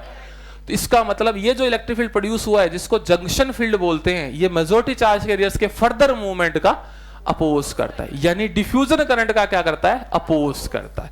तो इस वजह से डिफ्यूजन करंट क्या होना चाहिए, कम होता। दूसरे शब्दों में, दूसरी टर्म्स में इसको यूं समझें कि ये जो इलेक्ट्रिक फील्ड होता है ये मेजॉरिटी का तो क्या करता है, अपोज, लेकिन जो माइनॉरिटी है, बताओ ये एन रीजन में माइनॉरिटी कौन है, होल, ये रहा होल, माइनॉरिटी होल। क्या इस होल को ये junction, electric field junction cross कराएगा, क्या जंक्शन क्रॉस करा सकता है ना, ये होल इधर से इधर जाए ना चाहता तो इलेक्ट्रिक फील्ड उसको सपोर्ट, जंक्शन क्रॉस कराने के लिए फोर्स लगाएगा नहीं लगाएगा, वही बात यहां का माइनॉरिटी कौन है, तो दोनों साइड के लिए वो वैलिड होगी। तो इसका मतलब ये इलेक्ट्रिक फील्ड मेजॉरिटी का तो अपोज और माइनॉरिटी का क्या करता है, और इन माइनॉरिटी क्योंकि नंबर में कम है, ठीक है, और इलेक्ट्रिक फील्ड भी अभी इतना ज्यादा प्रोड्यूस नहीं हुआ है, मैंने एक इंटरमीडिएट स्टेट लिखी है। इस वक्त ज्यादातर होल इधर जा रहे हैं, इलेक्ट्रॉन इधर जा रहे हैं, मेजोरिटी अभी क्या कर रहे हैं, ज्यादा मूव कर रहे हैं, लेकिन इलेक्ट्रिक फील्ड बनना शुरू हो गया, उसने इसको कम करना शुरू कर दिया है। और वो कम कैसे किया, ये जो माइनॉरिटी चार्ज कैरियर है, इनका मूवमेंट की वजह से एक करंट और फॉर्म होना शुरू हो गया। दो टर्म्स में, दो तरीकों से बता रहा हूं मैं इसको। एक तो ये कि मेजोरिटी इधर जाना चाहता है, होल इधर जाना चाहता है, उसका ये इलेक्ट्रिक फील्ड क्या कर रहा है, अपोज। और दूसरा तरीका मैं ये बोल रहा हूं कि ये इलेक्ट्रिक फील्ड माइनॉरिटी को चलाएगा। अच्छा, माइनॉरिटी यहां का होल अगर इधर भागेगा, ये कौन है, ये है माइनॉरिटी। माइनॉरिटी को अगर ये लेफ्ट चला रहा है, माइनॉरिटी होल को लेफ्ट देके जा रहा है, तो फिर बताओ करंट का फॉर्मेशन किस डायरेक्शन में हुआ। अगर ये माइनॉरिटी होल N से P जा रहा है, तो इस माइनॉरिटी की वजह से बनने वाला जो करंट होगा, उस करंट का नाम होगा ड्रिफ्ट करंट। ये ड्रिफ्ट करंट किसकी, ये डिफ्यूजन करंट किसकी वजह से है, यहां लिखा था मेजॉरिटी की वजह से। ड्रिफ्ट करंट के और लिख लो, ड्यू टू, ये किसकी वजह से, ड्यू टू माइनॉरिटी। अब बताओ क्या माइनॉरिटी की वजह से बनने वाला करंट लेफ्ट आएगा कि नहीं आएगा, ये क्लियर कर लो पहले, आएगा कि नहीं आएगा। क्योंकि ये जो इलेक्ट्रिक फील्ड है, इस होल को जो कि माइनॉरिटी है, धक्का मार के जंक्शन क्रॉस कराएगा, और इधर वाले इलेक्ट्रॉन को भी उल्टी डायरेक्शन में फोर्स लगाएगा। दोनों की वजह से बनने वाला करंट N2P होगा, यानी डिफ्यूजन के अपोजिट होगा। तो दूसरा तरीका ये कहने का है कि डिफ्यूजन तो घटा, क्यों, क्योंकि ड्रिफ्ट करंट थोड़ा बढ़ा। तो मैंने यहां पर क्या लिखा हुआ है, starts increasing, this starts decreasing. अब अल्टीमेटली शुरू में क्या था, ये डिफ्यूजन था, डिफ्यूजन ज्यादा हो रहा था, क्योंकि रिकॉम्बिनेशन तो हुआ ही नहीं था, डिफ्यूजन ज्यादा हो रहा था, कंसंट्रेशन डिफरेंस बहुत ज्यादा था, तो डिफ्यूजन करंट बहुत ज्यादा था, ड्रिफ्ट तो था ही नहीं, यहां था ड्रिफ्ट बिल्कुल जीरो।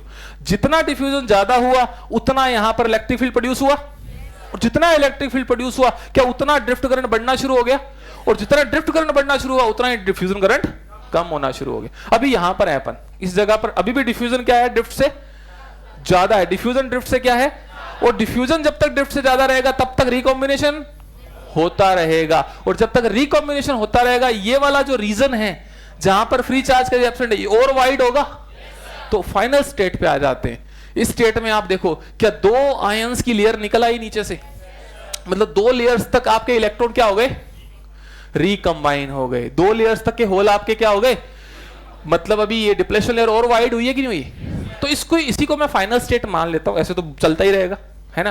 तो इसको फाइनल स्टेट अगर मैं मानना हो, तो इस वक्त क्या होगा, क्या इलेक्ट्रिक फील्ड और बढ़ गया क्या, इस स्टेट में डिप्लेशन लेयर वाइड हुई, तो क्या इलेक्ट्रिक फील्ड और बढ़ा कि नहीं बढ़ा, क्यों, क्योंकि नीचे से प्लस आयन और निकले, माइनस आयन और निकले, इलेक्ट्रिक फील्ड की वैल्यू और बढ़ गई। लेकिन इलेक्ट्रिक फील्ड और बढ़ने से क्या ड्रिफ्ट करंट बढ़ा होगा। अभी इस स्टेट में क्या था, डिफ्यूजन यहां था, ड्रिफ्ट यहां था, ठीक है। रिकॉम्बिनेशन अभी भी क्या था, ज्यादा था, रिकॉम्बिनेशन ज्यादा होगा तो इलेक्ट्रिक फील्ड क्या होगा, बढ़ता रहेगा, और इलेक्ट्रिक फील्ड बढ़ेगा तो उससे बनने वाला ड्रिफ्ट करंट भी, और तो ड्रिफ्ट करंट बढ़ेगा तो कभी ना कभी तो ड्रिफ्ट और डिफ्यूजन बराबर लेवल पे आएंगे कि नहीं आएंगे।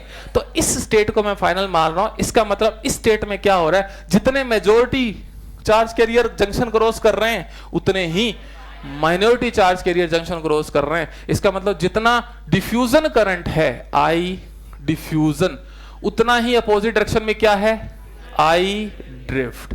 तो इस स्टेट में आपको पूछा जाए, बता अब इस स्टेट में नेट करंट कितना फ्लो हो रहा है, इस जंक्शन में कितना फ्लो हो रहा है, बता सकते हैं कि अगर दोनों करंट इक्वल है, तो इस केस में आई नेट कितना आएगा, आई नेट हो जाएगा 0।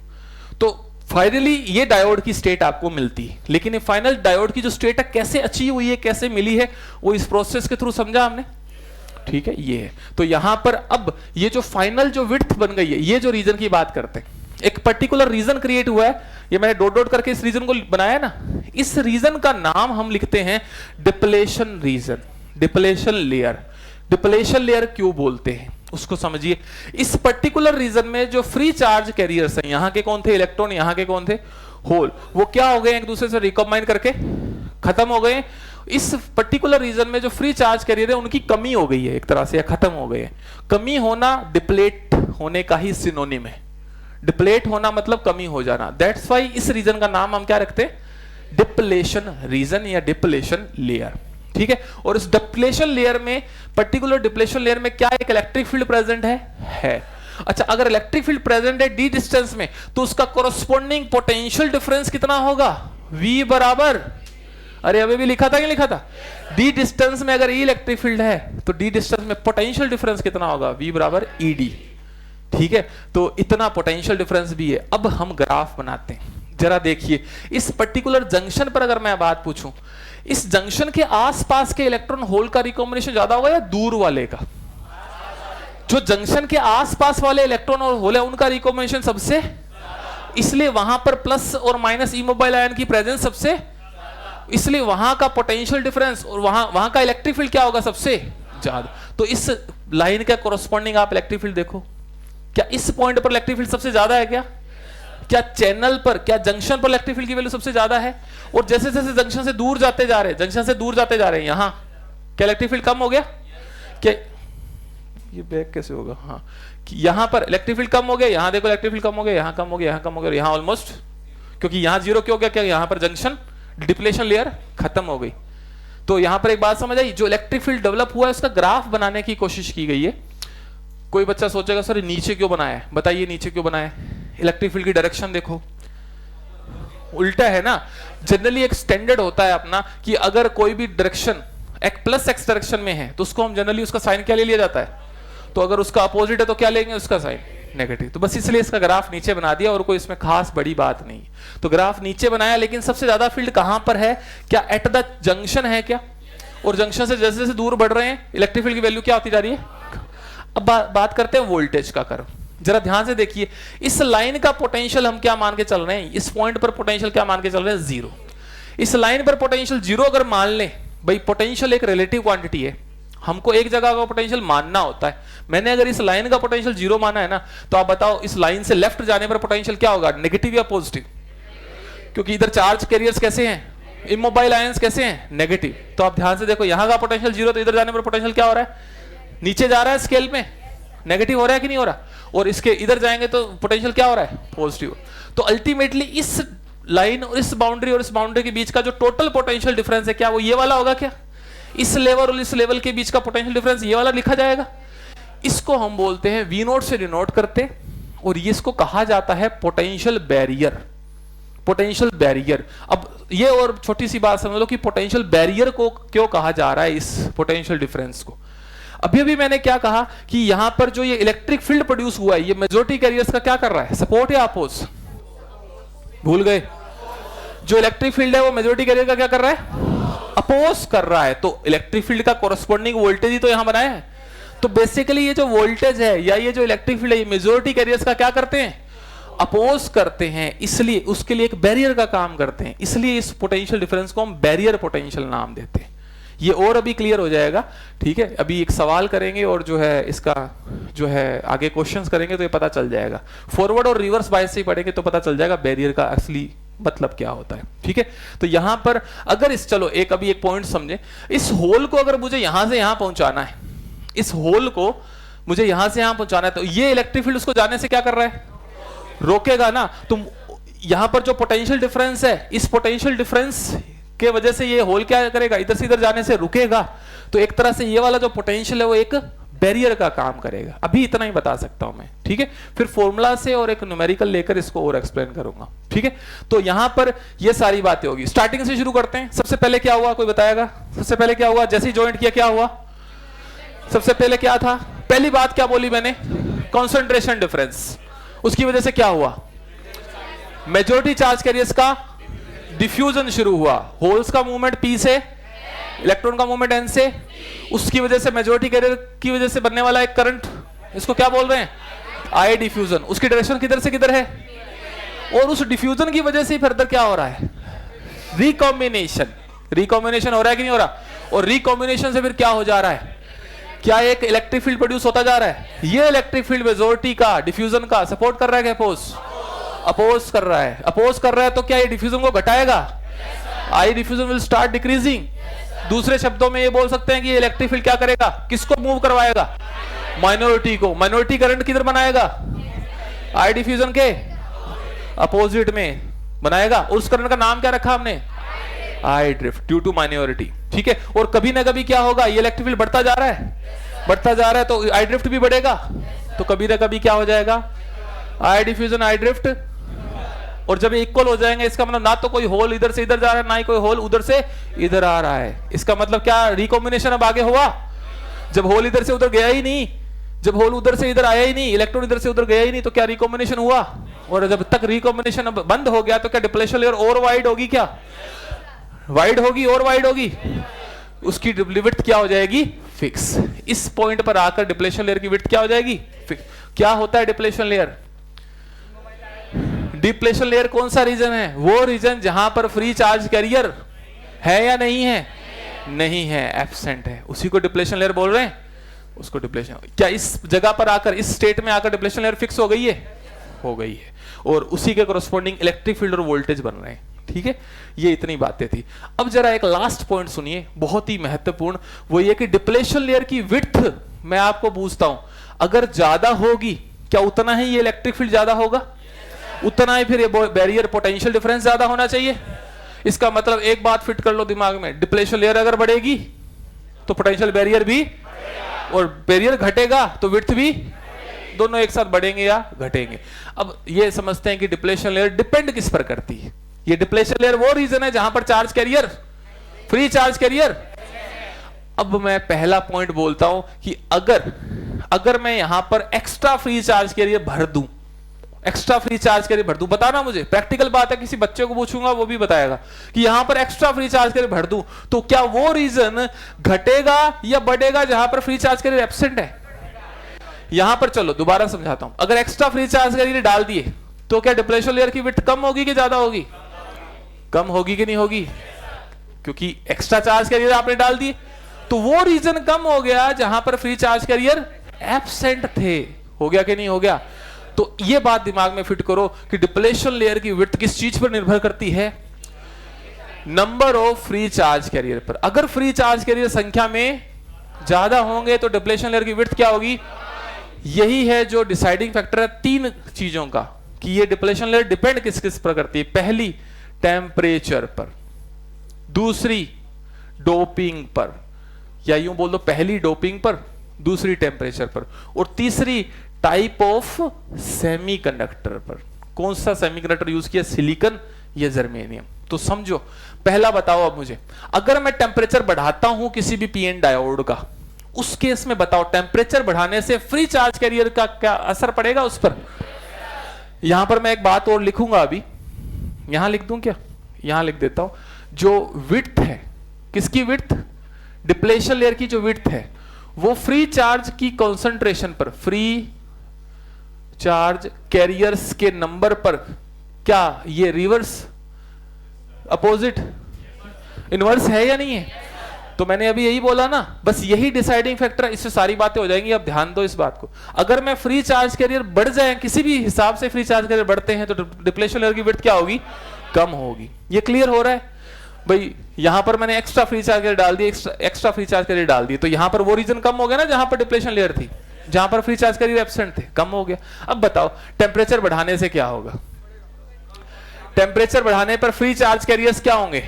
बढ़ते हैं कि घटते हैं? सेमीकंडक्टर में बढ़ते हैं ना, ये बढ़ेंगे तो बता विड्थ क्या होगी? और विड्थ कम होगी तो अभी भी बताया था बैरियर क्या होगा? बैरियर भी कम होगा। ये सवाल आया था 2018 में, ठीक है, अभी पीएन डायोड पर आया था, उससे लिंक कैसे किया था वो मैं बताऊंगा। मतलब टेम्परेचर बढ़ाने पर फ्री चार्ज कैरियर बढ़े तो बैरियर घटा, विड्थ घटी। डोपिंग बताओ, डोपिंग बढ़ाने पर क्या होता है? अरे डोपिंग बढ़ाने पर क्या होता है? फ्री चार्ज कैरियर्स, डोपिंग की किस लिए जाती है? फ्री चार्ज कैरियर बढ़ाने के लिए तो की जाती है। तो इससे एन क्या होगा? तो बोलो विड्थ क्या होगी? बोलो बैरियर क्या होगा? कम होगा। क्लियर है? तीसरा टाइप ऑफ सेमीकंडक्टर, बताओ दो टाइप हम यूज करते हैं, एक सिलिकॉन, सिलिकॉन और जर्मेनियम में किसमें फ्री चार्ज कैरियर ज्यादा होते हैं? किसमें फ्री चार्ज कैरियर ज्यादा होते हैं? उसमें ज्यादा होंगे जिसका डेल्टा ईजी ज्यादा है, या उसमें ज्यादा होंगे जिसका डेल्टा ईजी कम है? डेल्टा ईजी क्या होता है? डेल्टा ईजी क्या होता है? Forbidden energy gap. ये कौन सी एनर्जी है? वो मिनिमम एनर्जी जिससे इलेक्ट्रॉन, जितनी चाहिए इलेक्ट्रॉन को फ्री करने के लिए। तो बताइए सिलिकॉन का डेल्टा ईजी ज्यादा है कि जर्मेनियम का ज्यादा है? बताओ किसका ज्यादा है? सिलिकॉन का ज्यादा है। कितना है? जर्मेनियम का कितना है? 0.7 इलेक्ट्रॉन वोल्ट। तो बताओ सिलिकॉन में ज्यादा एनर्जी चाहिए फ्री करने के लिए, तो क्या सिलिकॉन में ज्यादा फ्री इलेक्ट्रॉन फ्री होल होंगे क्या? किसमें ज्यादा फ्री चार्ज कैरियर होंगे? सिलिकॉन में या जर्मेनियम में? जर्मेनियम में। अरे भाई डेल्टा एजी किसका ज्यादा है? सिलिकॉन का। तो सिलिकॉन में फ्री चार्ज कैरियर कम होंगे, फ्री चार्ज कैरियर कम होंगे तो विड्थ किसकी ज्यादा होगी? सिलिकॉन की।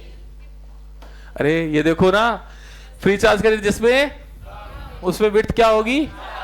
तो क्लियर हुआ? सिलिकॉन का डायोड बना लो और जर्मेनियम का बना लो, पीएन बना लो, तो किसमें विड्थ ज्यादा आएगी?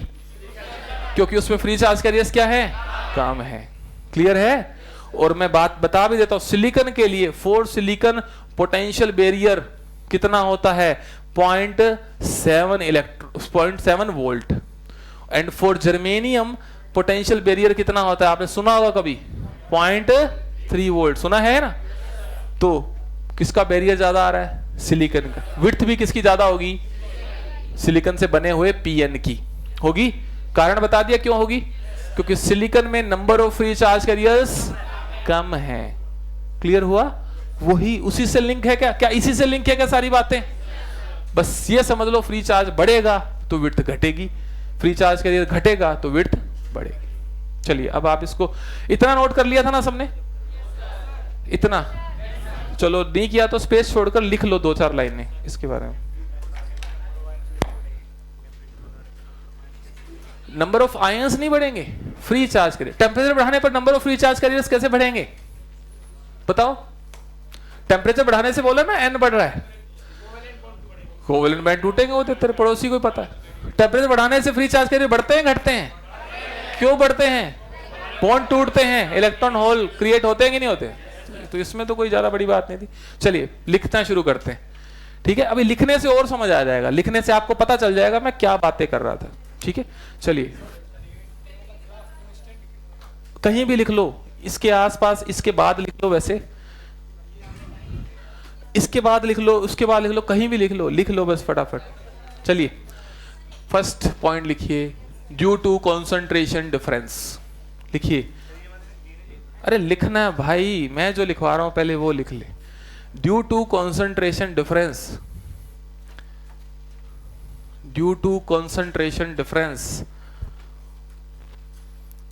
Majority charge carriers starts diffusing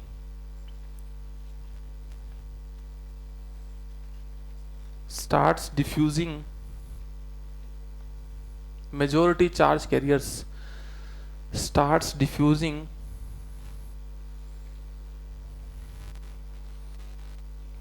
and crosses the junction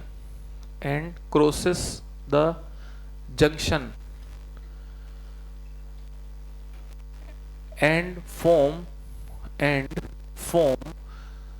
diffusion current,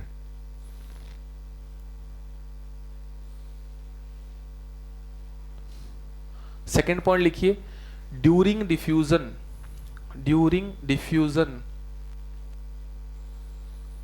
some electron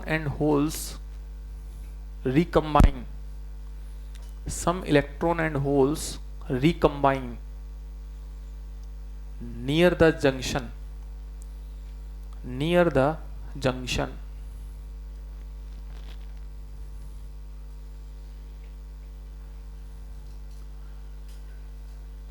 and free electron and hole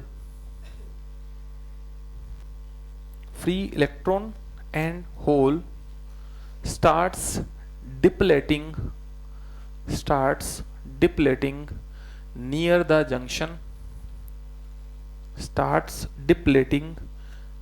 the junction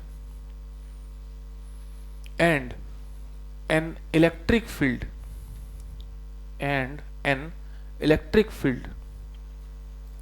due to immobile ions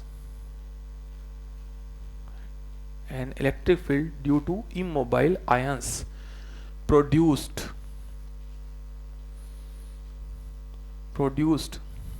from N to P side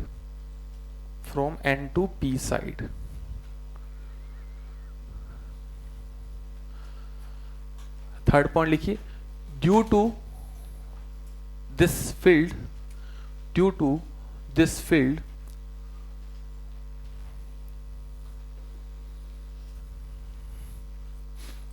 minority carriers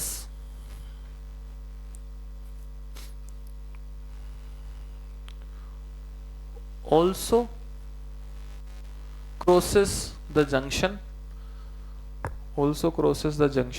and form drift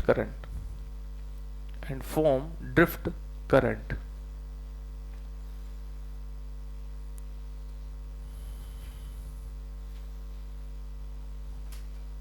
And next point, finally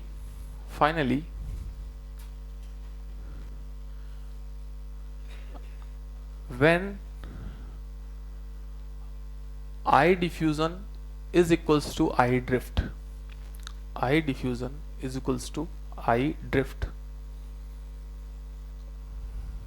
then no charge carrier crosses the junction, no recombination occur, no charge carrier crosses the junction, no recombination occur, and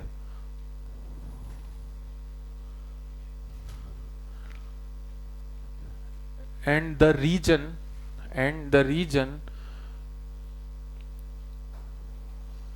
where free charge carrier is absent, where free charge carriers are absent, cold depletion region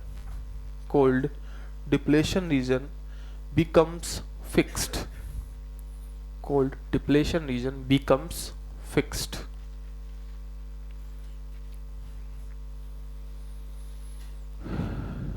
ठीक है, इससे लगभग ज्यादातर बातें तो cover हो गई। ठीक है, बाकी डायग्राम्स में दिख रहा है कौन किधर जा रहा है ना। हर चीज लिखेंगे तो फिर एक पेज भर जाएगा। ठीक है, हाँ, अब इसके बाद आप ये लिख लीजिए, दिस इज इंपॉर्टेंट, इस पे सवाल आए हुए हैं, दोबारा से सुन लो। फ्री चार्ज कैरियर्स का नंबर बढ़ेगा तो डिप्लेशन लेयर की विड्थ कम होगी, बस। टेम्परेचर बढ़ने से फ्री चार्ज कैरियर्स बढ़ते हैं, विड्थ घटेगी, बैरियर घटेगा। डोपिंग बढ़ाने पर फ्री चार्ज कैरियर्स बढ़ते हैं, विड्थ घटेगी, बैरियर घटेगा। और तीसरा, सेमीकंडक्टर में अगर सिलिकॉन यूज करते हैं तो उसमें free charge carriers comparatively germanium के कंपैरिजन में कम होते हैं। जर्मेनियम में फ्री चार्ज कैरियर्स क्या होते हैं, ज्यादा, तो जर्मेनियम की विड्थ क्या होगी, कम, बैरियर क्या होगा, कम। ठीक है, तो यहां पर लिखा है, ये मैंने यहां पूरा लिख नहीं पाया हूं मैं, ठीक है, पर मैंने सिर्फ बैरियर्स की वैल्यू लिख दी है। ठीक है, आप लिख लो इसमें कि for silicon free charge carriers are less compare to germanium. ठीक है, तो सिलिकॉन में फ्री चार्ज कैरियर्स लेस है तो उसमें विड्थ क्या होगी, ज्यादा। ये आप लिख लेना चाहे तो एक लाइन में या जैसे भी। ठीक है,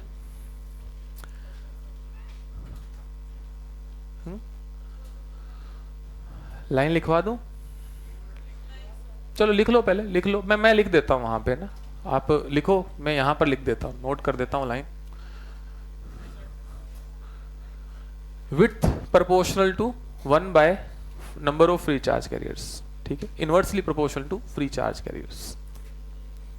ठीक है, तो चलिए यहां पर मैं वो लाइन लिख देता हूं इसी थर्ड पॉइंट की।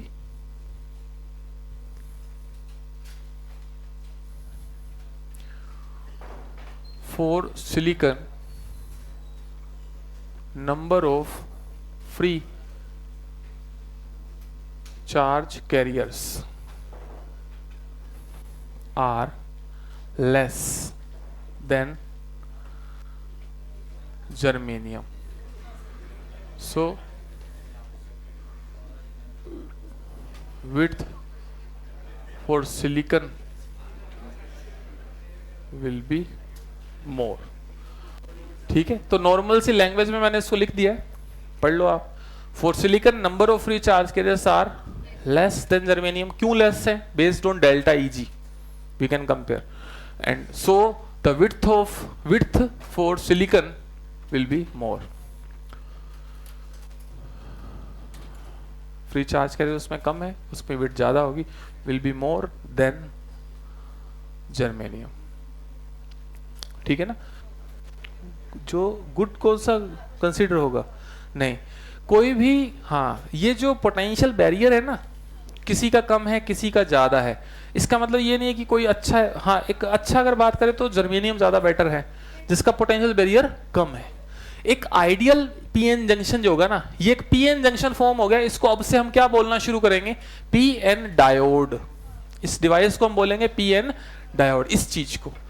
और डायोड आइडियल पता है कब होता है? एक अच्छा डायोड कौन सा माना जाता है मालूम? जिसका पोटेंशियल बैरियर क्या होता है? जीरो। जीरो। आइडियल डायोड का पोटेंशियल बैरियर जीरो माना जाता है। और अब बताओ, सिलिकॉन और जर्मेनियम में से कम किसका है? तो ज्यादा अच्छा कौन सा हुआ? जिसका कम है, जीरो को अप्रोच कर रहा है, इसलिए। ठीक है, ये बात है। तो आइडियल की बात भी करें, कैसे होगी? फ्री चार्ज कैरियर सिलिकॉन में क्या है? कम है। जिसमें कम है उसमें विड्थ ज्यादा। एक ही तो बात बताइए यार, उल्टा है। इसको नोट करिए भाई फटाफट से। सारा लिख लिया सबने? बहुत थक गए हो ना सुन सुनकर? ये लिख लिया सबने? तो इसके बाद जो टॉपिक है वो है फॉरवर्ड बायसिंग। ठीक है, पानी वानी पी लो। ठीक है, इसको हटा दो। ग्राफ पूछेगा नहीं, ग्राफ नहीं पूछेगा, आप इसको ध्यान रखें। ठीक है, लेकिन थोड़ा सा मैंने लॉजिक जरूर बताया कि ऐसा ऐसा कर्व्ड क्यों आया, ये कोई नहीं पूछेगा। हाँ, यहां ज्यादा क्यों हुआ? Because near the junction recombination will be maximum, that's why field at the junction will be maximum. ठीक है, और क्या प्रॉब्लम है? अरे तो कोई बात नहीं, शांति से बैठे रहो। अभी वैसे ठंड का मौसम है तो फैन की जरूरत नहीं है। अरे बैठ जाओ, बैठ जाओ, अपनी सीट पे बैठो। इस लाइन को रब कर रहा हूं मैं। कर लिया यार, जल्दी करो, जल्दी से करिए इसको। इसके बाद हम बात कर रहे हैं जो इंपॉर्टेंट है, forward biasing and reverse biasing. Biasing क्या होता है पहले तो उसकी बात करते हैं। इस लाइन को नोट कर लिया सबने? ठीक है, इसको नोट कर लेना आप, है ना? चलिए, अपने वर्ड्स में चाहे नोट कर सकते हो, कोई प्रॉब्लम नहीं।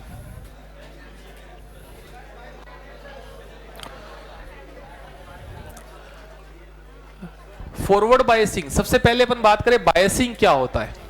सुनिए पहले, जैसे आपके पास एक रेजिस्टेंस है, ठीक है, रेजिस्टेंस को जब आप बैटरी कनेक्ट करते हैं तो आप उसमें बैटरी कैसे भी कनेक्ट करिए। जैसे यूं कनेक्ट करूं, प्लस सिरा मैंने लेफ्ट साइड जोड़ा है, या फिर इसमें क्या करूं, प्लस सिरा मैंने राइट साइड जोड़ा है। रेजिस्टेंस वही, बैटरी वही। दोनों केस में जो करंट फ्लो होगा, क्या उसमें डिफरेंस होगा? पहले केस में होगा V/R, इसमें भी क्या होगा? तो बैटरी कैसे भी कनेक्ट करो, रेजिस्टेंस में कोई फर्क नहीं पड़ता। ठीक है, लेकिन पीएन जंक्शन, जिसको अब से हमने क्या बोलना शुरू कर दिया है, पीएन डायोड। तो पीएन डायोड क्या है, इसका सिंबल क्या है? सिंबल इसका देख लीजिए, ये आपने देखा होगा कभी। This is the symbol of PN junction diode. इसमें ये वाला रीजन क्या है, P, और ये वाला N। अब इस पीएन डायोड को मैं अब डायोड बोलूंगा, ठीक है, बार बार पीएन नहीं बोलूंगा, पीएन क्रिस्टल नहीं बोलूंगा। पीएन डायोड में हम बायसिंग कर रहे हैं। तो बायसिंग करना किसको बोलते हैं? बैटरी कनेक्ट करने को ही बायसिंग करना बोलते हैं। लेकिन इसमें दो तरीके हो सकते हैं, जैसे यहां थे, या तो मैं पी साइड बैटरी का प्लस जोड़ू, या पी साइड बैटरी का, more proper term is P side, या तो मैं हाई पोटेंशियल रखूं, एन पर लो रखूं, या पी पर लो रखूं, एन पर हाई रखूं। दो तरीके हो सकते हैं ना। तो यहां पर बायसिंग बैटरी कनेक्ट करने को बोलते हैं जब हम पी साइड, पी मतलब पॉजिटिव, पी साइड अगर पॉजिटिव टर्मिनल जोड़ते हैं यानी हाई पोटेंशियल जोड़ते हैं, तो वो कौन सी बायसिंग कही जाती है? उसको हम बोलते हैं फॉरवर्ड बायसिंग। और जब हम पी साइड लो पोटेंशियल और एन साइड हाई पोटेंशियल जोड़ते हैं तो उसको क्या बोलते हैं? Reverse biasing. तो इसमें मैं पहले से बता देता हूं, आइडियल स्टेट में, आइडियल में, सिर्फ आइडियल की बात कर रहा हूं, आइडियल स्टेट में फॉरवर्ड बायसिंग में तो करंट डायोड फ्लो करने देता है, और रिवर्स बायसिंग में करंट फ्लो नहीं करने देता, मतलब जीरो करंट फ्लो होता है। तो दोनों में फर्क है ना, इसलिए हम यहां पर बायसिंग करके नाम यूज कर रहे हैं। ठीक है, तो यहां पर बायसिंग है method of connection of battery, ठीक है, ये सब फालतू की बातें। बायसिंग में अपन सीधी बात करते हैं। सबसे पहली जो बायसिंग होती है उसको हम क्या बोल रहे हैं? फॉरवर्ड। तो फॉरवर्ड बायसिंग क्या होती है वो बना लेते हैं, अपने आप ही क्लियर हो जाएगा। इसको शॉर्ट में FB मोड बोलते हैं, फॉरवर्ड बायस्ड मोड, ठीक है। अब इसमें जरा देखिए क्या होने वाला है। आप लिखेंगे क्या साथ साथ? पहले जरा लिखिए, 1 मिनट है ना, बस एक डायग्राम बनाइए फिर एक्सप्लेन करता हूं। करिए जरा इसको। ये P साइड, ये N साइड, ठीक है। और इसमें मैंने क्या कर दिया? P साइड में मैंने बैटरी का प्लस जोड़ा है, मतलब यहां हाई पोटेंशियल जोड़ा है और यहां पर लो पोटेंशियल। चलिए,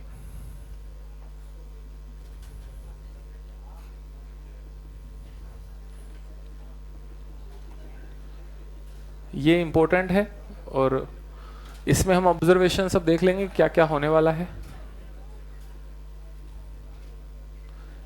यहां पर होल, ये electrons, first point, second point,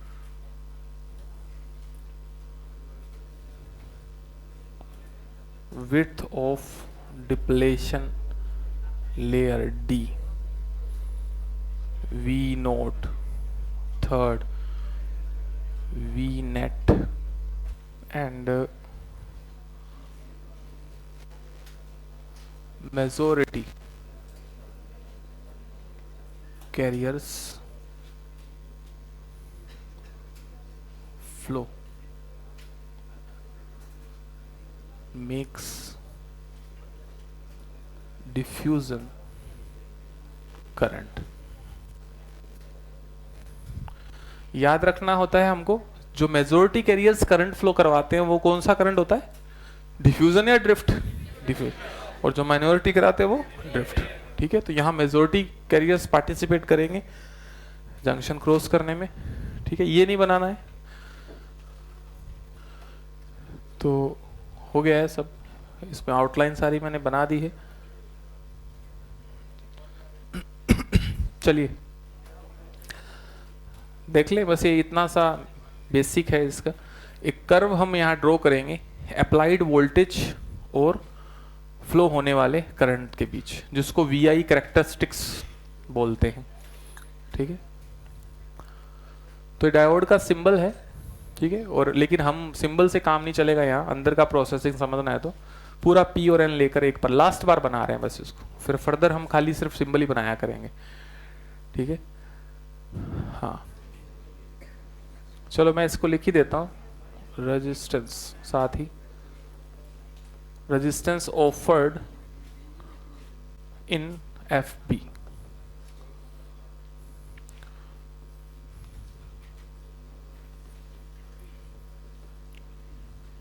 static, dynamic, DC resistance, AC resistance.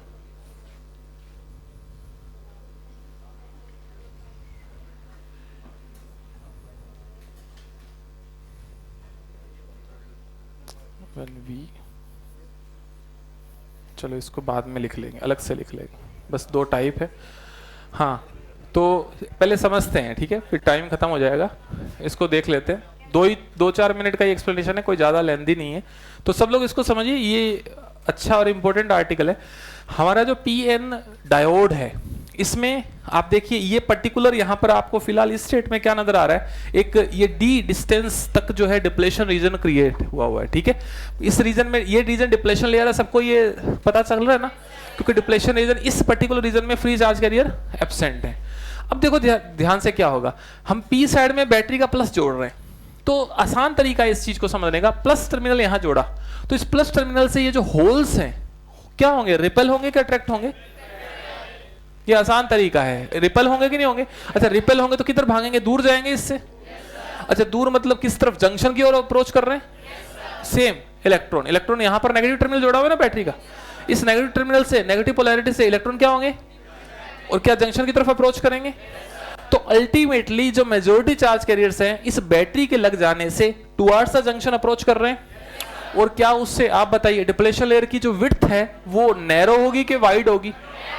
भाई अगर ये चार्ज कैरियर यहां आगे आ गए तो डिप्लेशन लेयर वाइड नैरो हो गई, और आगे आगे नैरो हो गई।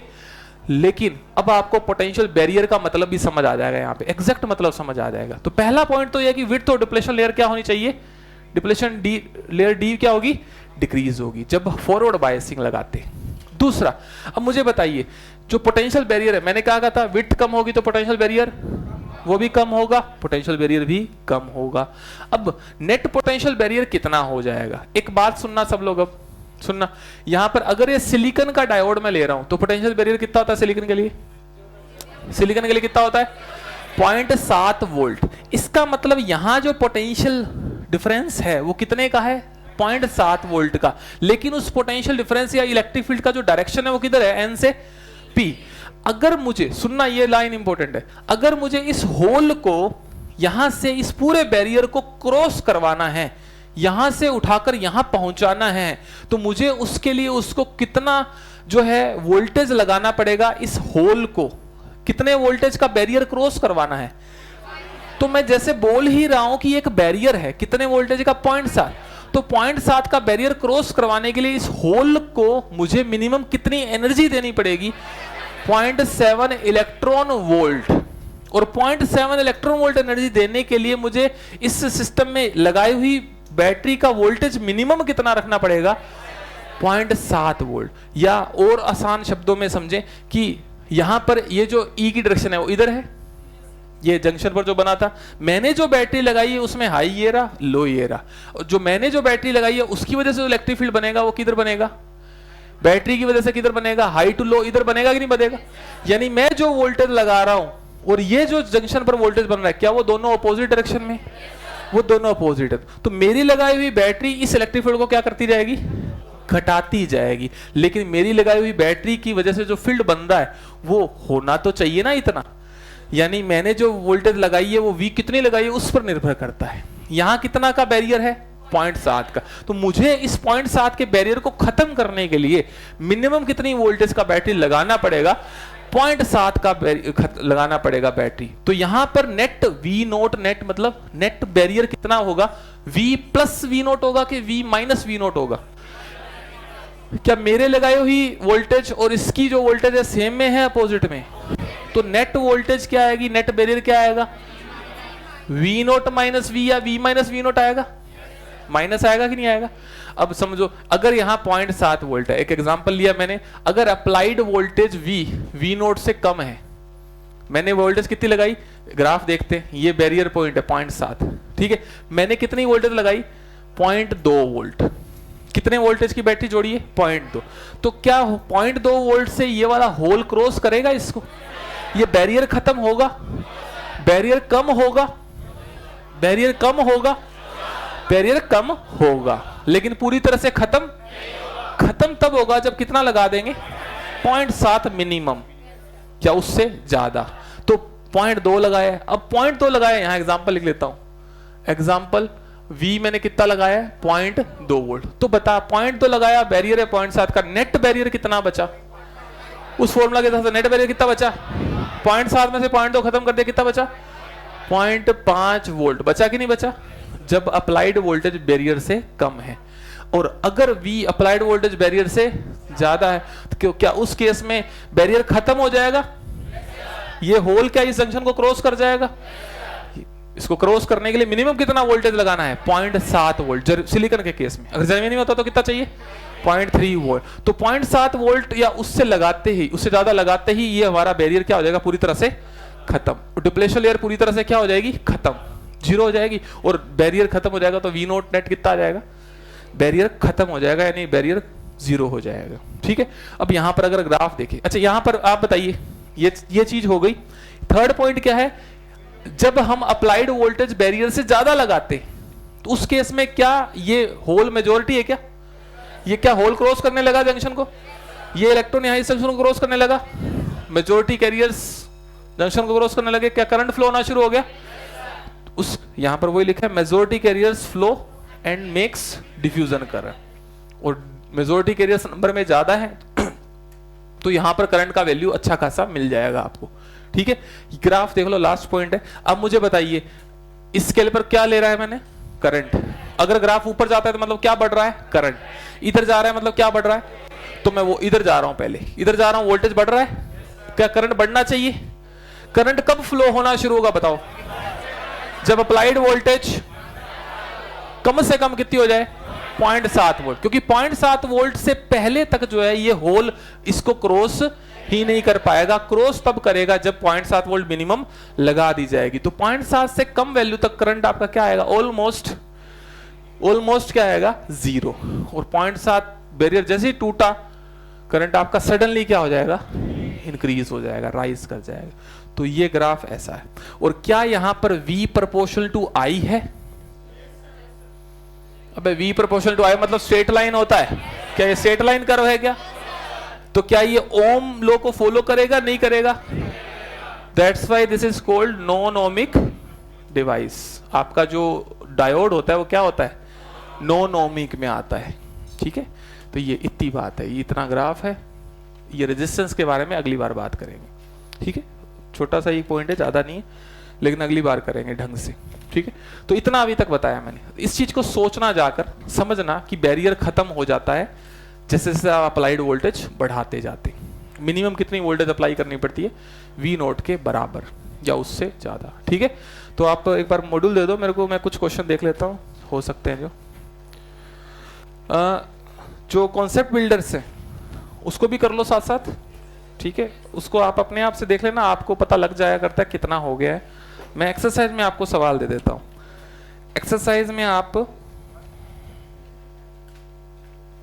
यार इसमें मिक्स्ड क्वेश्चन है, 38 तक की है ना पहले, तो फिर इसमें मिक्स्ड है। एक काम अगली क्लास में दे दो, चलेगा क्या, चलेगा अगली, क्योंकि इसमें फॉरवर्ड बायसिंग, ब्रेकडाउन सबके मिक्स क्वेश्चन है आगे थोड़े से। आप कॉन्सेप्ट बिल्डर के क्वेश्चन कर सकते हो, कॉन्सेप्ट बिल्डर के खुद से देख लेना, उसमें से देख लेना, जो आपसे हो पाए वो कर लेना, ठीक है। इसको जाके पढ़ना एक बार है ना ढंग से, पिछला टॉपिक पढ़ना और इसको भी थोड़ा पढ़ना।